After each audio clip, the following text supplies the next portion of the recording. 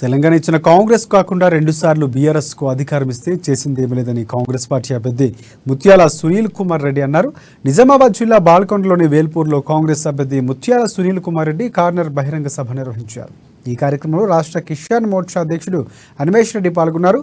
సంక్షేమ పథకాలు ప్రజలకు అందివ్వడంలో కేసీఆర్ సర్కార్ పూర్తిగా విఫలమైందని సునీల్ కుమార్ రెడ్డి మండిపడ్డారు.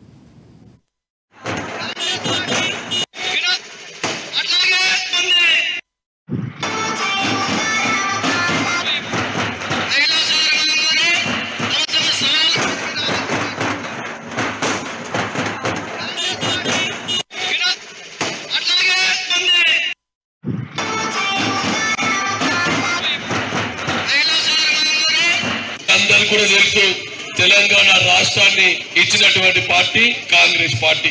అటువంటి పార్టీని పక్కన పెట్టి 2 సార్లు మనం టిఆర్ఎస్ పార్టీని గెలిపించినాం.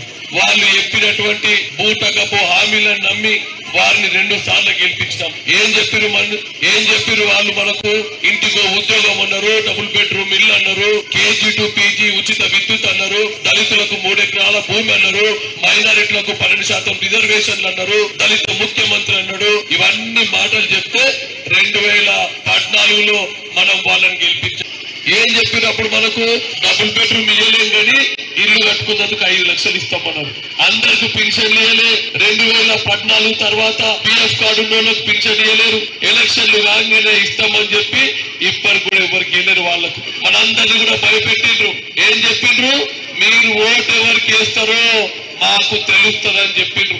డబుల్ బెడ్రూమ్ ఇల్లు దేవుడెరుగు, ఇంటికో ఉద్యోగం దేవుడెరుగు, కేజీ టు పీజీ ఉచిత విద్య దేవుడెరుగు, దళితులకు 3 ఎకరాల భూమి దేవుడెరుగు. అందరికి కూడా తెలుసు తెలంగాణ